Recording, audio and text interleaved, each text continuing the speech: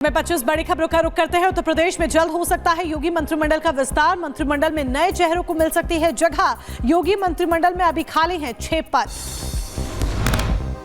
आप संयोजक अरविंद केजरीवाल के पुराने बंगले की होगी जांच। सीवीसी ने बंगले की जांच के आदेश दिए। 6 फ्लैग स्टाफ बंगले की होगी जांच। बीजेपी विधायक विजेंद्र गुप्ता ने की थी शिकायत।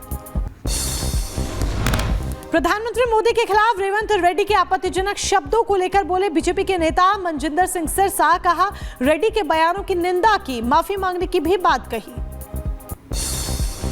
और मेरे देश के प्रधानमंत्री के प्रति ऐसे अपशब्द बोलने के लिए मैं रेवंत रेड्डी के जहां शब्दावली की कड़े शब्दों में निंदा करता हूं, वहां उनसे आग्रह करता हूं, आपको तुरंत माफी मांगनी चाहिए। अगर आपने गलती से यह बात कही है तो आपको रियलाइज होना चाहिए कि आपने एक पिछड़े वर्ग को पूरे तौर पर बदनाम करने का काम किया। आपको तुरंत इसलिए माफी मांगनी चाहिए। तेलंगाना के सीएम रेवंत रेड्डी की पीएम मोदी पर आपत्तिजनक टिप्पणी। रेवंत रेड्डी ने पीएम की जाति को लेकर की टिप्पणी। मनजिंदर सिरसा का भगवंत मान पर करारा हमला। कहा, पंजाब के नौजवानों ने अमेरिका जाने के लिए अपनी जमीनें बेच दी। भगवंत मान की सरकार और ट्रैवल एजेंट्स पैसे लूटते रहे। इन्होंने हजारों लोगों को बेरोजगार किया। ट्रैवल एजेंटों ने उनको लूटा, उनको इलीगल रस्तों से अमेरिका में घुसाया और भगवंत मान जी की सरकार आंखें मूंद कर बैठी रही। ट्रैवल एजेंटों से पैसे लेते रहे ये लोग।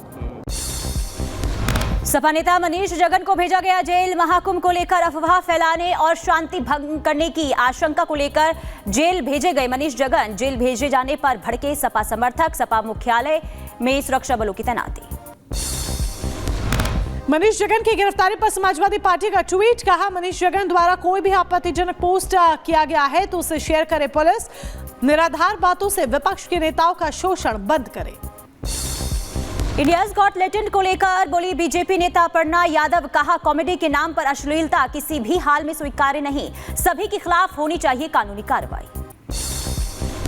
महाराष्ट्र में जीबीएस वायरस का कहर। 207 पहुंची मरीजों की संख्या। कोल्हापुर में भी महिला की मौत के पीछे वायरस होने का संदेह।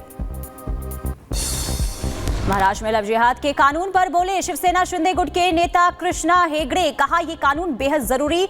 श्रद्धा वॉकर जैसे बहुत से case. New India cooperative bank धांधली का मामला। मुंबई पुलिस की एओडब्ल्यू ने शुरू की जांच पड़ताल। कोऑपरेटिव बैंक को आरबीआई ने किया है बैन। जम्मू कश्मीर के अखनूर में सेना का आतंकियों के खिलाफ ऑपरेशन।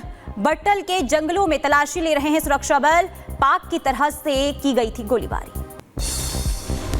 भारत म्यांमार सीमा पर अवैध प्रवास के मुद्दे को लेकर बोले एन वीरेंद्र सिंह। कहा, लंबे समय से अनदेखा किया जा रहा है ये मुद्दा।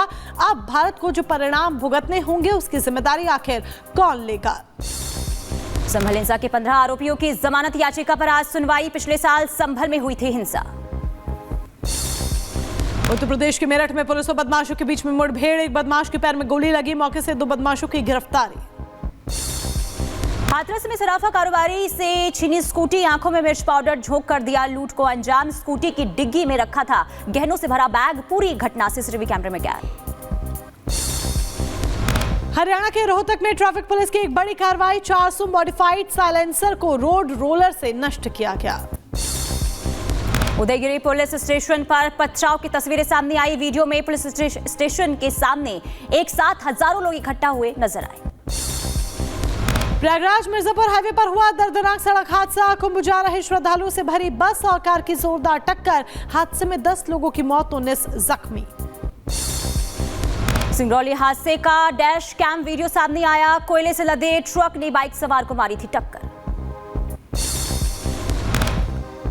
इजरायली बंधकों को रिहा करने वाला है हमास।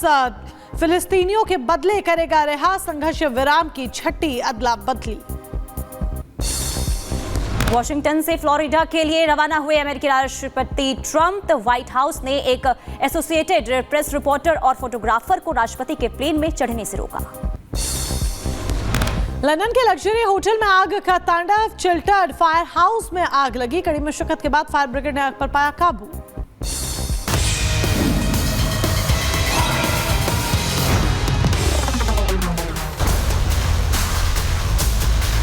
परसों ही पैसा भरा। मेरे को कैंसर की बीमारी है। इतना पैसा बैंक में है तो इतना पैसा आप लोग को मिलना मांगता है ना। पैसा कब तक मिलेगा ये हमें पता नहीं है। तो हम लोग खाएंगे क्या?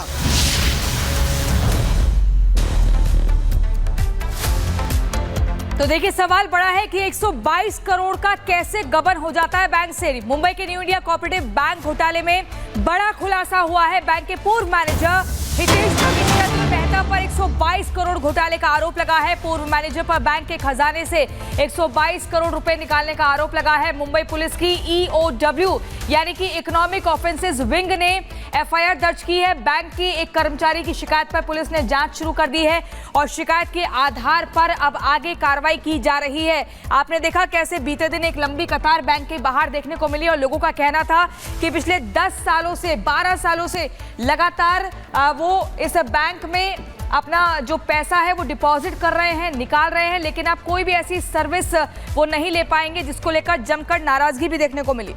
और जतिन हमारे सहयोगी मुंबई से लाइव हमारे साथ जुड़ चुके हैं। जतिन, 122 करोड़ रुपए के घोटाले का मामला सामने आ रहा है। बड़ा आरोप लग रहा है यार कि जनता की गाड़ी कमाई जिन्होंने बैंक में सेफ्टी के लिए रखी थी, सिक्योरिटी के लिए रखी थी, वो घोटाले की भेंट चढ़ गई।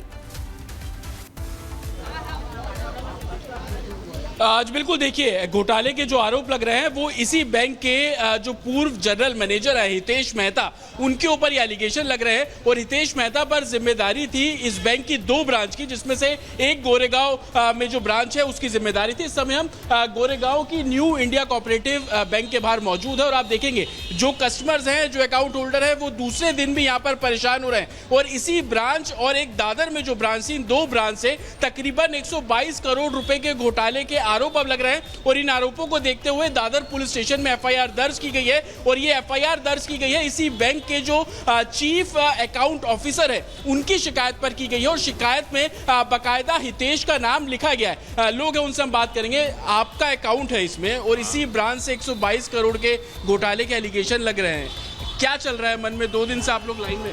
पैसों की वाट लगे, लाइन में खड़े रहना पड़ रहा है। ऑफिस जाने का तो ऑफिस नहीं जा पा रहे, इधर खड़े रहना पड़ रहा है। इसी ब्रांच से हमारा EMI जाएगा।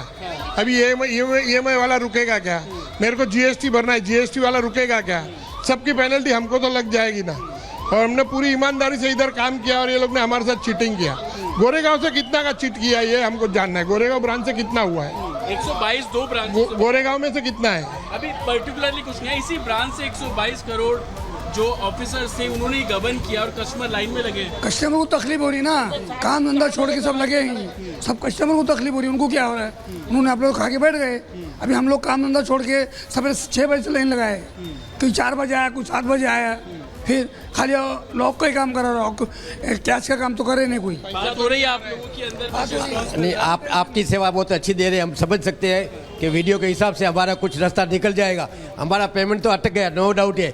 हमारा व्यवहार कैसा चलाने का, किसको देने का, किसको लेने का, MRI भरने का, तो ये हमारा क्या हालत होएगा। इस वजह से हम लोग का अंदर से आयुष्य कम हो रहा है कि ज़्यादा हो रहा है पता नहीं चल रहा है। मतलब आप लोग ने जो वीडियो द्वारा जो जानकारी दिया है इसके लिए आपका गोरेगांव तरफ से मैं आपका खूब खूब आभारी व्यक्त करता हूँ। मेरा नाम हीरजी भाई गड्ढा है, गोरेगांव व्यापारी का मैं कब से आप लोग लाइन में लगे? मॉर्निंग 7 बजे से।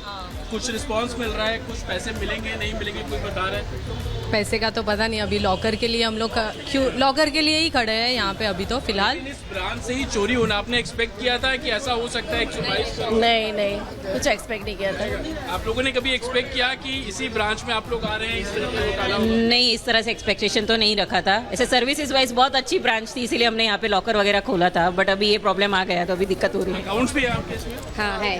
कुछ बता रहे हैं कि पैसा मिलेगा, कब मिलेगा? बोल रहे हैं कि 3 महीने में क्लियर होएगा, ऐसा हो रहा है, मालूम पड़ रहा है। इसमें 5 लाख तक मिलेगा, बाद में ऊपर का पता नहीं।